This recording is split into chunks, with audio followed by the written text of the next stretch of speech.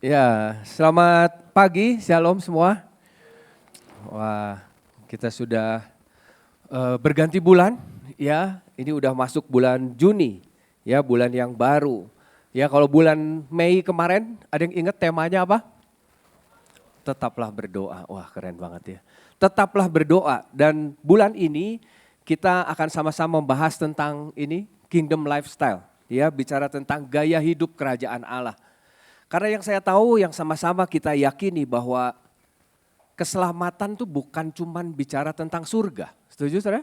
Bukan hanya kita yang tadinya harusnya masuk neraka jadi masuk surga. Keselamatan nggak berhenti sampai di situ. Nah makanya keselamatan, pertobatan itu harusnya membuat kita berpindah dari kerajaan yang tadinya gini.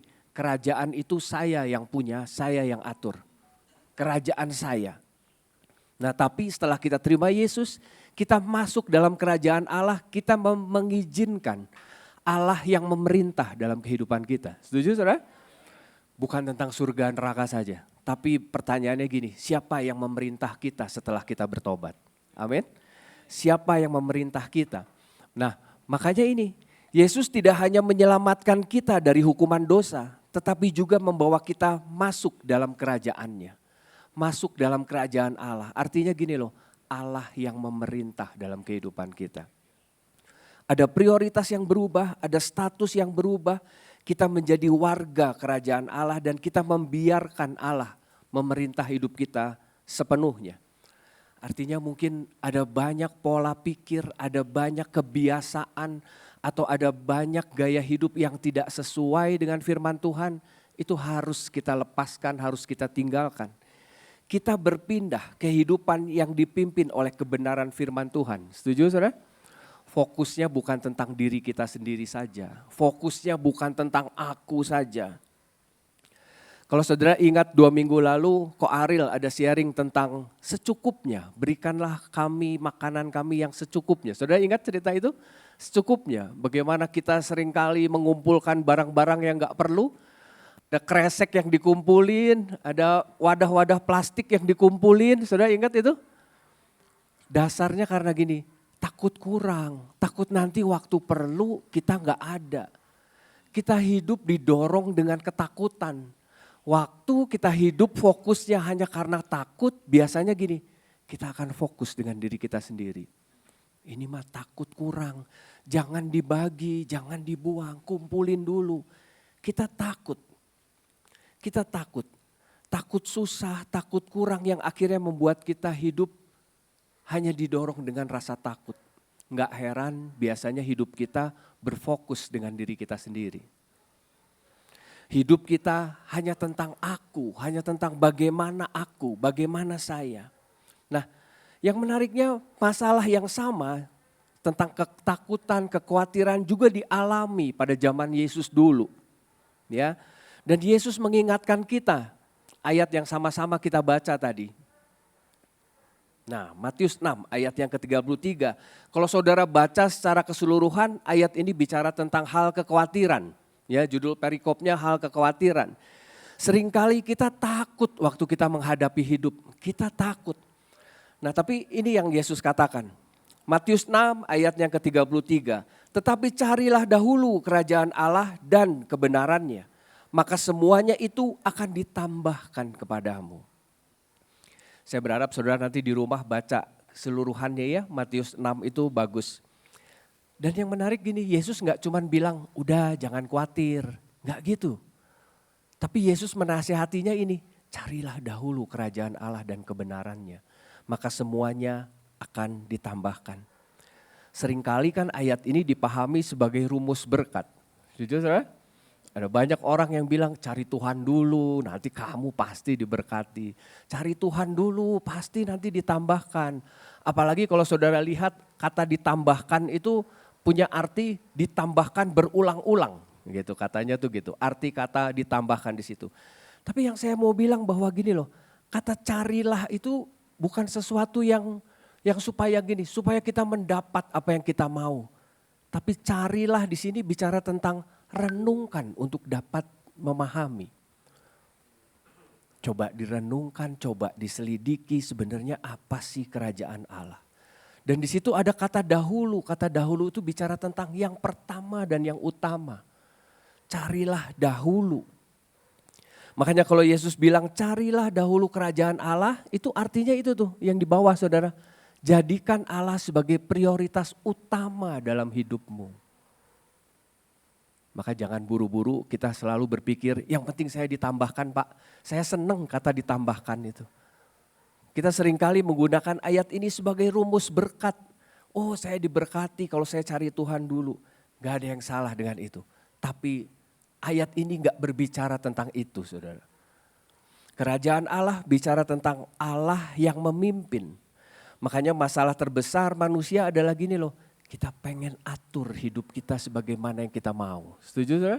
Iyalah kita pengen atur seperti yang gue mau. Saya pengen kaya, saya pengen berhasil, saya pengen punya segalanya. Kita pengen atur hidup kita. Makanya masalah terbesar manusia adalah aku ingin menentukan jalan hidupku sendiri. Tapi kalau kita bicara tentang kerajaan Allah, bicara tentang Allah yang memimpin. Allah yang ada di depan, Allah menjadi yang utama dalam kehidupan kita. Makanya kalau hari ini kita mau taat sama Tuhan, bukan supaya kita mendapatkan tambahannya tadi. Setuju saudara? Jangan supaya kita hanya fokusnya pada ditambahkannya itu, bukan saudara. Tapi kerajaan Allah itu berarti menjadikan Tuhan sebagai raja atas hidup kita. Setuju? Dia yang menentukan segalanya dalam kehidupan kita. Yesus menjadi yang utama dan kebenaran firman itu yang menjadi tuntunan dalam hidup kita. Pertanyaannya kan gini, apakah firman Tuhan sudah menjadi penuntun gak sih dalam kehidupan kita?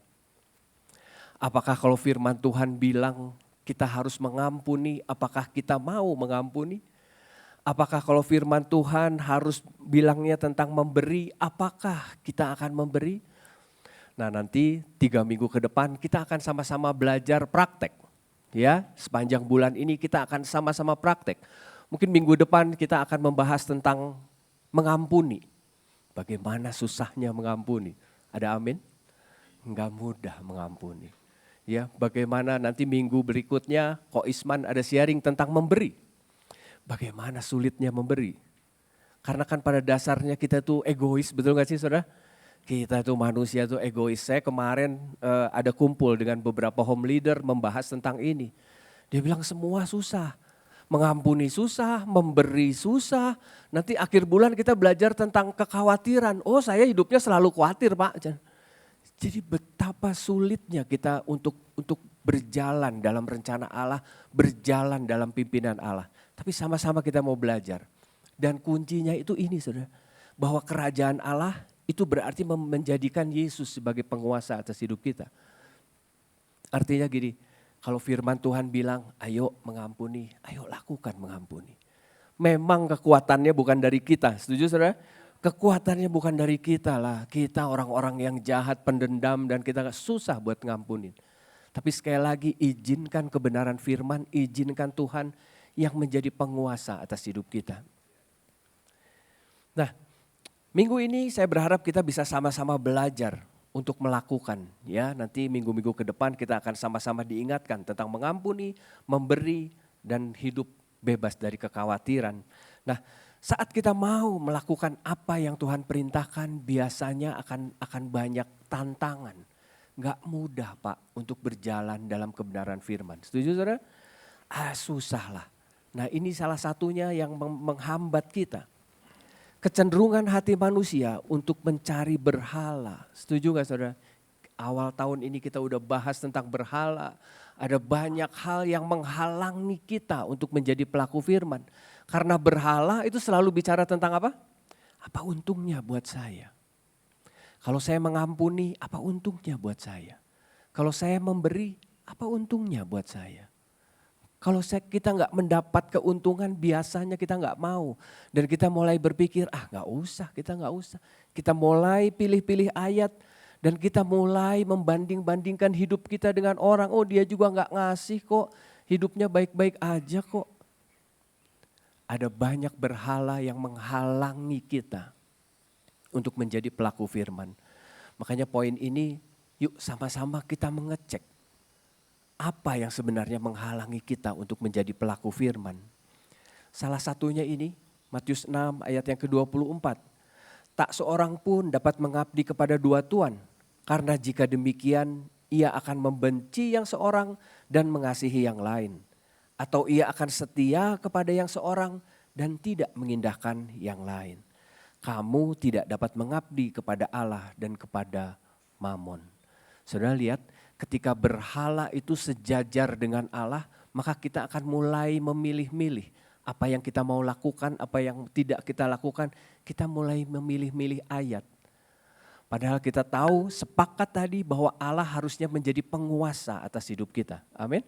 Izinkan Dia menggenapi rencananya lewat kehidupan kita. Izinkan Dia sepertinya gini, melakukan sesuatu dalam kehidupan kita supaya kita juga boleh melakukannya buat orang lain. Berhala di hati kita seringkali menghalangi kita untuk melakukan firman. Coba dicek ya, poin ini coba dicek. Berhala apa sih yang membuat kita sepertinya susah buat melakukan firman. Nah yang kedua, ajaran dunia yang bertentangan dengan firman. Ya kita tahu hari-hari ini ada banyak hal yang sepertinya bertentangan dengan firman Tuhan.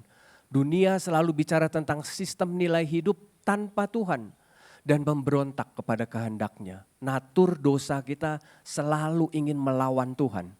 Natur dosa kita selalu gak mau taat sama Tuhan. Dunia sangat pandai memuaskan berhala di hati kita. Ini Pastor Andi ada bahas di PVJ, nanti saudara bisa dengar juga YouTube-nya ya. Dunia tuh punya caranya sendiri untuk memuaskan berhala hati kita. Ya, Pastor Andi bahas tentang bagaimana berhala membuat kita menjadi kaya, menjadi nyaman, menjadi populer dan menjadi berkuasa. Kita semua pengen seperti itu. Ada amin? Kita semua pengen lah saudara ya, pengen kaya, pengen terkenal, pengen berkuasa. Kita semua pengen gitu ya.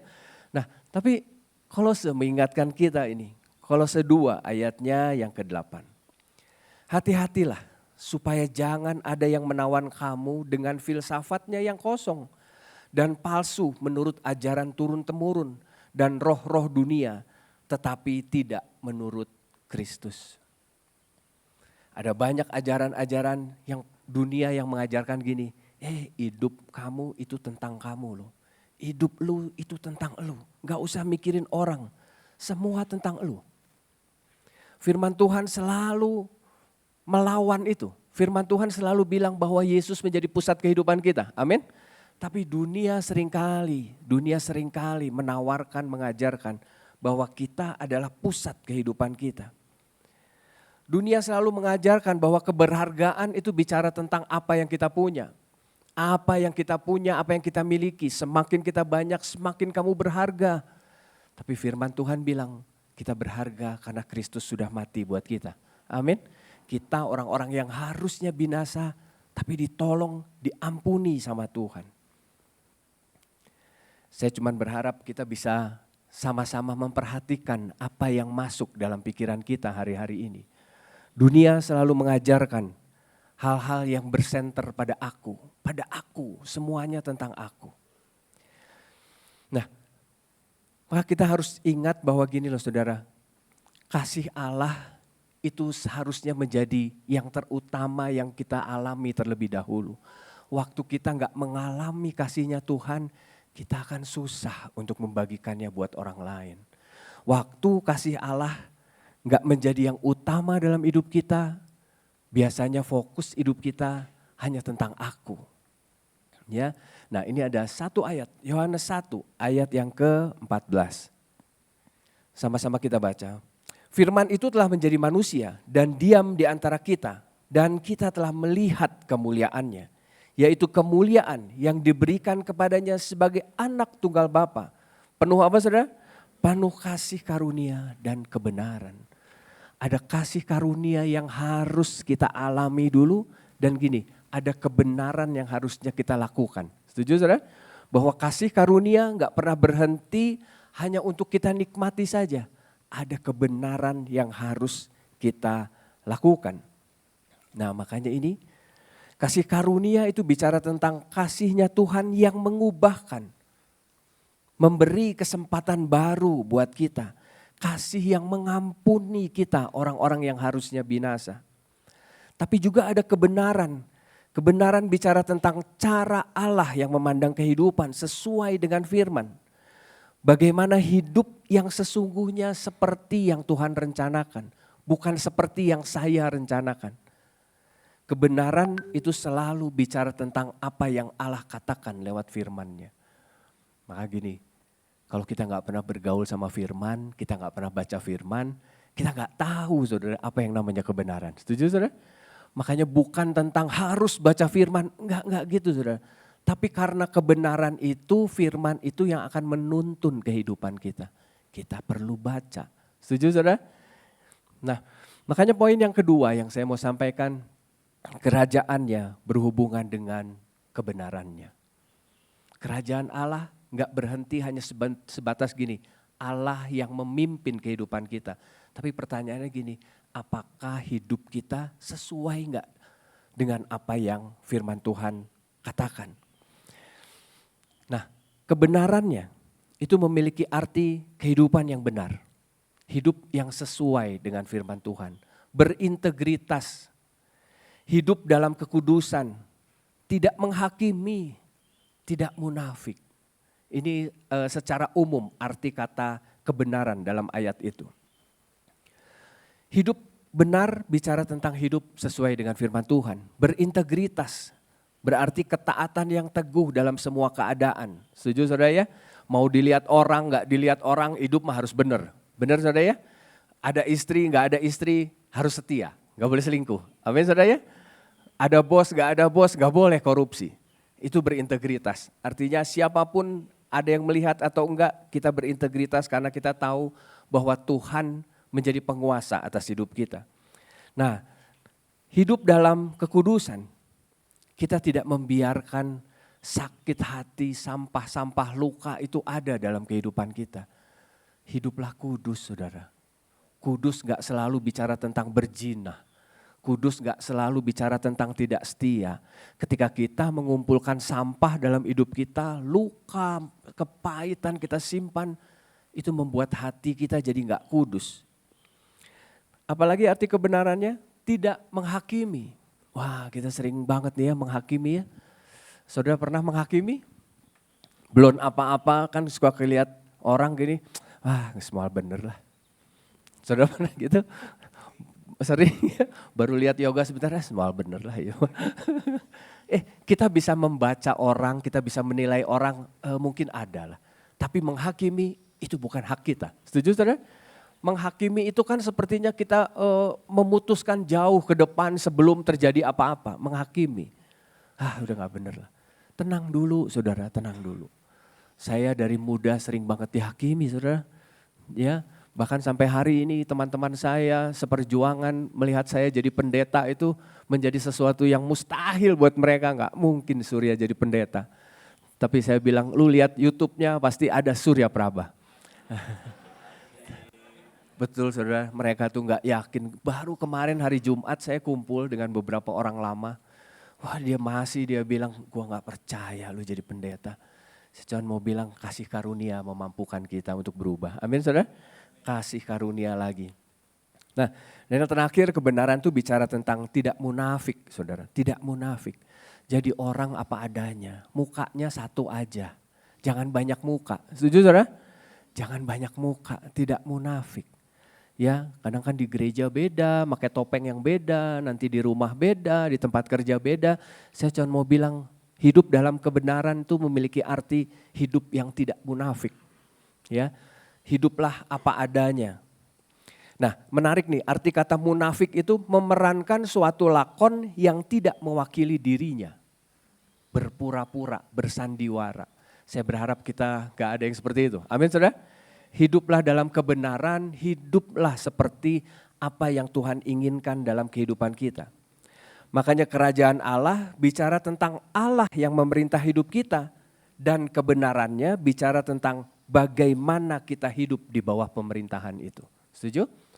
Jadi kerajaan Allah itu bicara Allah yang memerintah atas hidup kita. Dan kebenarannya itu berbicara tentang bagaimana kita hidup di bawah pemerintahan itu. Gimana sih kita hidup di bawah kehendak Allah, di bawah pimpinan Allah. Hidup yang dipimpin Allah akan menghasilkan kebenaran Allah. Setuju saudara? Jangan sampai gini, ya kita kan sudah masuk dalam kerajaan Allah Pak, tapi hidup kita nggak sedang mencerminkan Allah. Kita seringkali hidup bilang, oh saya sudah bertobat, saya hidup dalam pimpinannya Tuhan. Tapi hidup kita nggak seperti apa yang Tuhan mau. Hidup kita sepertinya jauh dari kebenaran. Makanya kerajaan Allah dan kebenarannya itu nggak bisa dipisah. Setuju saudara? Nggak bisa kita potong-potong, nggak bisa. Saya mau kebenarannya aja tapi nggak mau dipimpin Tuhan. Nggak bisa saudara. Waktu kita dipimpin Tuhan, kita akan menjalani kehidupan yang benar. Amin saudara? Waktu kita membiarkan hidup kita dipimpin sama Tuhan, kita pasti hidup dalam kebenarannya.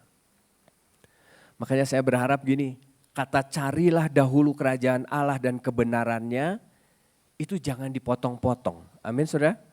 Berarti juga begini, jangan mengorbankan kebenaran demi keuntungan. Ada banyak hal yang kita lakukan, kita pura-pura baik, tapi padahal kita sedang melakukannya untuk diri kita sendiri. Kita lagi-lagi jadi orang yang munafik. Kita lagi-lagi pakai topeng, hidup pakai topeng. Kita menghalalkan segala cara untuk kesuksesan kita. Ada banyak hari-hari ini orang pengen kaya, pengen sukses dan dia melakukan segalanya supaya kaya. Minggu lalu saya dikasih kesempatan untuk pelayanan di Sukamiskin Tipikor. Tapi saya berharap ini gak direkam ya. Saya ketemu orang-orang hebat Indonesia ada di situ saudara. Wah yang problem MBZ lah, Kominfo lah, Pak Menteri ada di dalam situ ya. Ada nama-nama yang wah itu korupsinya ratusan miliar. Waduh saya bilang dan mereka hidup enak banget saudara. Di dalam situ enak banget. Tapi saya yakin ini dipotong ya, jangan ini. Takut saya juga. Tapi enak banget saudara, pantesan hari-hari ini ada banyak orang yang korupsi. Enak banget di dalam. Saya dibawa masuk ke kamarnya, dibilang, nih Pak Surya lihat kamarnya. Buset enak banget kamarnya. Kamarnya cuma 5 di Sukamiskin, itu cuma ada 5 dan dia salah satunya. Waduh gila ya, enak banget ini. Enggak lah. Jangan mencobai hambanya. Dia bilang gitu sih, lu belum pernah lihat uang banyak kata dia gitu. Kalau lu udah lihat uang banyak goyang pasti imannya. Waduh saya bilang udahlah saya gak usah lihat uang banyak lah. Gak apa-apa saya bilang. Tapi ada banyak orang yang mengejar kesuksesan dan menghalalkan segala cara. Tapi saya berharap carilah dahulu kerajaan Allah dan kebenarannya. Jangan dipisah sekali lagi. Izinkan Tuhan yang memerintah. Sehingga kita boleh hidup dalam kebenaran. Nah makanya ini kerajaan Allah itu mengubah siapa yang memerintah hidup kita. Tapi kebenaran Allah mengubah bagaimana kita menjalani hidup. Setuju saudara? Kalau mungkin sebelum kita bertobat kita hidup gimana saya, gimana gua aja. Tapi setelah kita masuk dalam kerajaan Allah, kita mengizinkan Allah memerintah dalam hidup kita, maka saya berharap gini, kebenaran Allah akan mengubah bagaimana cara kita menjalani kehidupan. Sekali lagi, ada banyak orang yang memutuskan untuk percaya sama Allah, tapi gak mau membiarkan hidupnya berubah karena kebenaran. Makanya gak heran hari-hari ini gereja kan banyak yang mengecewakan ya. Hari-hari ini ada banyak orang-orang yang bicara tentang firman tapi hidup gak sesuai dengan kebenaran. Karena jangan-jangan mereka berusaha memisahkan ini. Kerajaan Allah dan kebenaran menjadi sesuatu yang terpisah. Tapi saya berharap ini menjadi satu kesatuan. Ayat ini menjadi satu kesatuan yang gak boleh dipisahkan. Carilah dahulu kerajaan Allah dan kebenarannya. Maka semuanya itu akan ditambahkan kepadamu. Apalagi kita jangan buru-buru mencari yang ditambahkan kepadamu. Jangan-jangan gini kan, motivasi kita datang sama Tuhan hanya karena pengen ditambahkan sesuatu dalam hidup kita. Carilah dahulu kerajaan Allah dan kebenarannya, maka semuanya akan ditambahkan kepadamu. Amin saudara. Jadi perenungannya saya berharap ini kita bisa belajar sesuatu. Kerajaan Allah berbicara tentang Allah yang memerintah hidup kita. Amin saudara. Dan kebenarannya bicara tentang bagaimana kita hidup di bawah pemerintahan itu. Harusnya menjadi sesuatu yang sinkron, yang sama, value-nya sama. Waktu kita menjadikan Allah sebagai raja dalam hidup kita, kebenaran Allah harusnya ada dalam hidup kita juga. Setuju saudara? Jangan sampai kita memandang, kita bilang Allah menjadi penguasa atas hidup kita, tapi kebenarannya Allah enggak kita hidupi, enggak kita jalani dalam kehidupan kita. Itu akan sangat membingungkan, itu akan menjadi sangat yang mengecewakan buat banyak orang. Saya sungguh berharap, izinkan Allah menjadi penguasa atas hidup kita dan kita hidup di dalam kebenarannya. Ini yang terakhir. 3 hal penting untuk sama-sama kita renungkan. Yang pertama, prioritaskan kerajaan Allah. Coba tanya dalam kehidupan kita, bagaimana kerajaan Allah mengajar kita bersikap dalam hal ini. Ada banyak hal, ada banyak masalah yang sedang kita hadapi hari-hari ini. Coba ditanya, sebenarnya Tuhan lagi mau bicara apa sama saya? Tuhan lagi mau ngomong apa sama saya? Coba direnungkan, coba diselidiki. Ya, tadi arti kata carilah itu bicara tentang menyelidiki agar kita memahami sesuatu. Coba apa yang sedang kita alami hari ini, coba selidiki. Sebenarnya Tuhan lagi pengen ngomong apa sih? Bukan apa yang paling aman atau menguntungkan. Pilihannya bukan selalu tentang diri sendiri. Pilihannya bukan yang penting kan gua aman. Yang penting kan saya tidak terganggu. Siapa tahu Tuhan ingin berbicara hal yang berbeda sama kita. Amin saudara. Izinkan Tuhan bicara sesuatu dalam hidup kita. Nah yang kedua, biarkan firman menegurmu. Jangan lari saat firman mengekspos kesalahanmu. Itu bukan hukuman. Saya cuma mau bilang gini, teguran Tuhan itu ujungnya adalah pertobatan. Setuju saudara? Teguran Tuhan itu selalu berujung pada pertobatan. Tapi ada banyak orang waktu ditegur Tuhan, dia lari menjauh dari Tuhan. Dia lari gak mau bertobat. Tapi saya berharap kita mau menjalani, kita mau mengalami firman. Mungkin lewat teguran, tapi ujungnya harus ada pertobatan. Setuju saudara? Jangan lari lagi, jangan menghindar lagi. Ayo izinkan firman berbicara lewat kehidupan kita dan kita memutuskan untuk bertobat. Dan yang terakhir, bangun gaya hidup kerajaan. Izinkan Tuhan yang memerintah. Izinkan Tuhan yang menuntun kehidupan kita. Bagaimana kita tahu Tuhan sedang menuntun hidup kita? Dicek kebenaran-kebenaran yang kita baca lewat firman.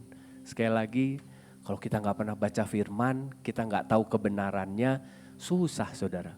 Kita tahu Tuhan sedang bicara apa, Tuhan sedang menuntun kemana. Sekali lagi, ayat ini jangan dipisah. Kerajaan Allah dan kebenarannya menjadi satu paket yang gak bisa terpisahkan. Amin saudara. Dan saudara juga akan mengalami apa yang namanya ditambahkan dalam kehidupan kita. Amin.